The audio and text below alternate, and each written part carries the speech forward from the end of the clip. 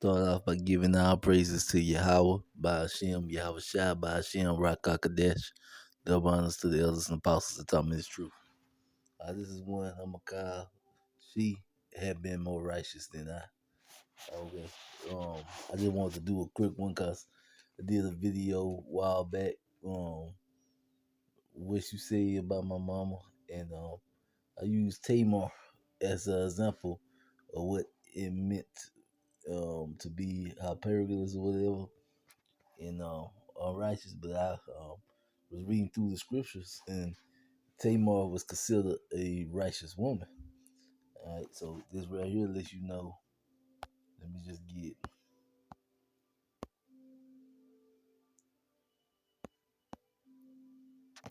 Second Timothy. Well, no, it's First Timothy, the second chapter, 15th verse. All right. Notwithstanding, she should be saved in childbearing if they continue in faith, in charity, and holiness with sobriety. So this is letting you know that the most important thing that a woman can do is bring forth a Israelite male child. All right. So we'll say the women were going to be saved in childbearing. All right. And we did have some righteous women in the Bible, and don't really do too many lessons on these because it's mainly at this time getting on them. But every now and then it's okay to do something that's hitting on the other side. All right. Now we know that the scriptures tells us in Ecclesiastes,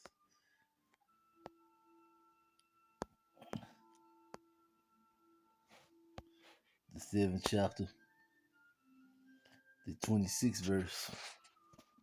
All right. And I find more bitter than death the woman who heart is snares and nets, in her hands as bands. Whoever pleases Yahweh should escape from her, but the sinner should be taken by her. Alright, so we know that, the woman, is in you find more bitter than death. Alright, now we go on down. Alright, okay, behold, this I have found, said the preacher, counting one by one to find out the account, which yet my soul seeketh, but I find not. One man among 1,000 have I found. So this is say you gotta go through 1,000 Israelite men before you can find one righteous man. Right.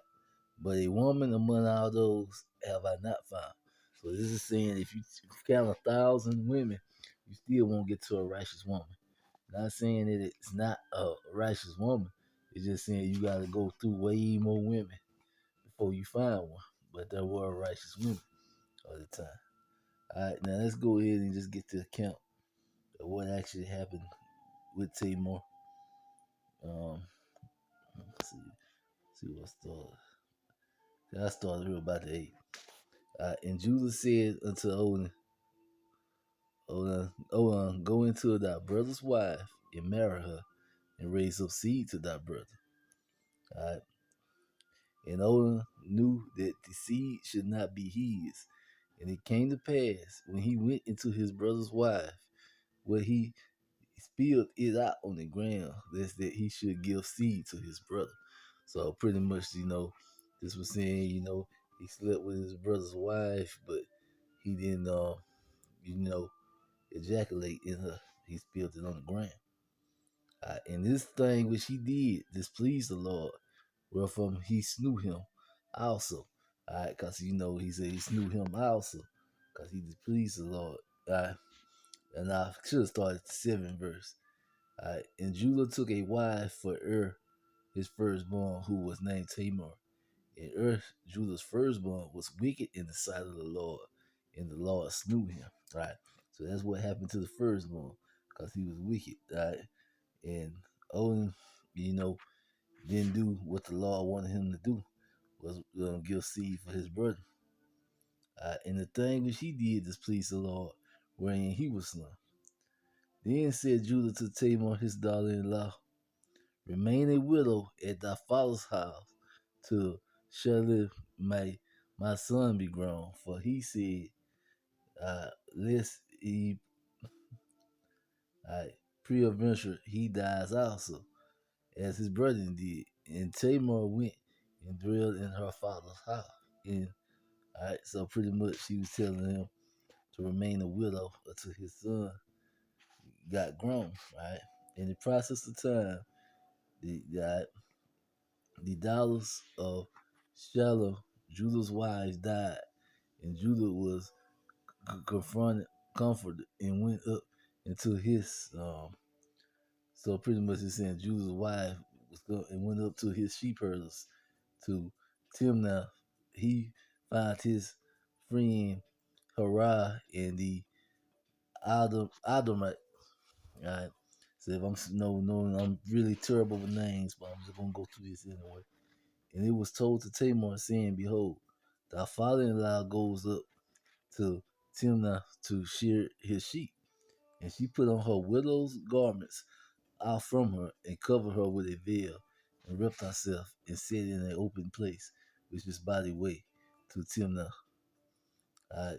For for she saw that Shili was grown, and she was not given unto him to wife. And Judah was probably more hesitant to give his last son to Tamar to wife, because he probably was thinking that that she was bad luck. Because every son that he gives to her to be a wife, winds up in the spirit world. And when Judah saw her, he called her to be a harlot because she covered her face. So he didn't recognize her. He turned unto her by the way and said, "Go to, I pray thee, let me come into thee." For he knew not that she was his daughter-in-law. So he up here hiring a harlot, and this also lets you know that you know, um, man was allowed to hire a harlot according to the scriptures. That's what they men feel like doing. That there was not a sin or anything going on. And she said, "What wilt thou give me, that thou mightst come in unto me?" And he said, "I will send thee a kid from the flock." And she said, "Would thou give me a pledge to thou send it?" So pretty much give me something to hold till you send it, kind of like what the pawn shop do. And he said, "What pledge should I give thee?" And she said, "Thy signet and thy bracelets and thy staff that is in thy hand." And he gave it her and came in unto her, and she conceived by him. So she got pregnant by Judah. All right. And she arose and went away and laid by her veil for her, and put on her garments of her widow. So she went back, and put the clothes on she was supposed to be wearing. And Judah sent the kid by the hands of his friends, the Ammonites, to receive his pledge from the woman hand, but he found her not. Then he asked the men of the place, saying, "Where is the harlot that was opening by the wayside, and that said there was no harlot in this place?"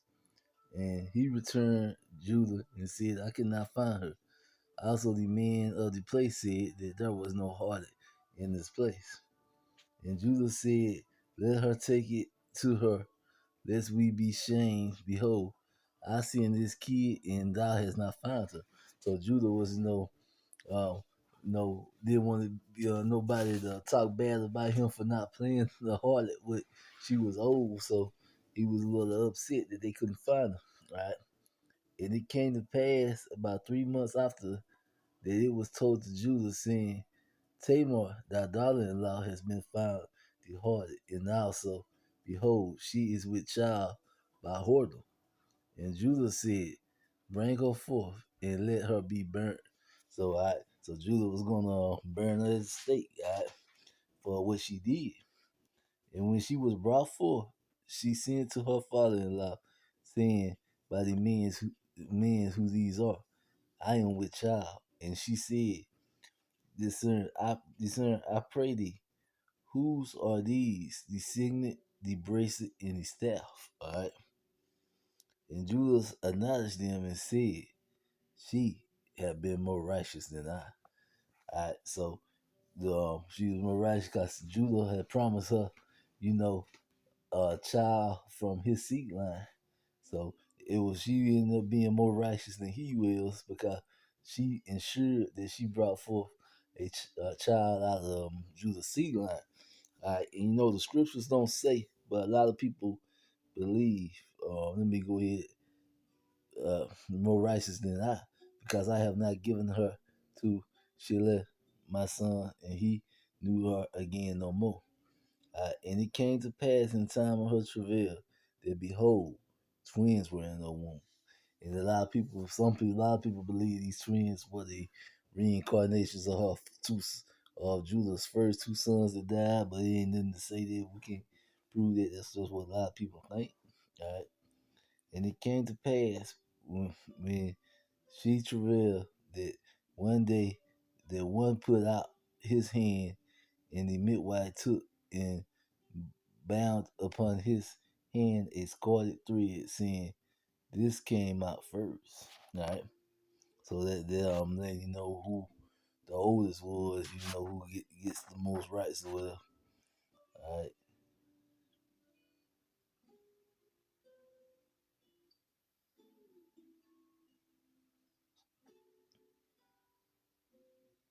all right.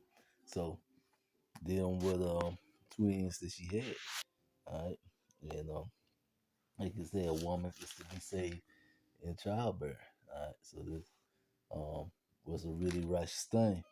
All right, and I'm just pull up Judith, because I know a lot of people might not have heard of the Apocrypha, and Judith did a great thing for the nation of Israel. She saved us once, and just to get a little bit of that account. All right. Now Judith had commanded her maid to stand without her bedchambers and wait for her, coming forth as she did daily. For she said she would go forth to her prayers, and she spoke to Bangles according to the same purpose. She all went forth, and none was left in the bedchamber, neither little nor great. Then Judith, standing by his bed, said in her heart, O Lord, Yahweh of our power, look at this this present upon the works of my hands for the exaltation of Jerusalem. For now is the time to help thy inheritance and to execute thy enterprise to the destruction of the enemies which are rising against us. Then she came to the pillar of the bed, which was at half half of Lophrim's head, and took down his what's this say, fortune from fence, and approached it to his bed, and took hold of her hair of his head, and said, Strengthen me, O Lord Yahweh of Israel, this day. And she smote him upon his neck with all her might, and took away his head from him. All right. So in the tumbled his body down and tumbled his body down from the bed, and pulled down the canopy from the pillar. All right. So what has just happened here is that she killed the head of the enemy's army who has been encamped around Jerusalem. And in the process, the army was so shaken up by that, that she saved Israel because they withdrew after that. Now, this was just one another account of a righteous woman doing what the Lord wanted to do. All right, now this is Susanna,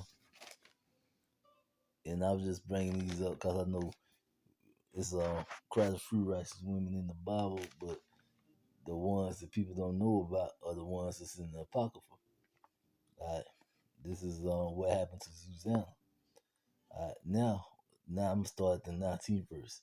Now when the maids were gone forth, and two elders rose up and ran unto her, saying, Behold, the garden doors are shut, that no man can see us, and we are in love with thee. Therefore consent unto us and lie with us. So these two elders, two men, were trying to run a train on Susanna. Alright. If thou wilt not, we will bear witness against thee that a young man was with thee, and therefore thou didn't send away thy maids from thee. So she's gonna say that, they were gonna lie and say that she was committing adultery with a young man. Then Susanna sighed and said, I am straight on every side, for if I do this thing, it is death unto me. And if I do it not, I cannot escape your hands. It is better for me to fall into your hands and to not do it than to sin in the sight of the Lord. So this Susanna saying she'd rather be destroyed by man than go against the Lord. With that, Susanna cried with a loud voice, and the two others cried out against her. All right. So she chose, to go against men and not to go against the Lord, which was a very, very righteous thing to do. All right. Now, I'm going to end this one with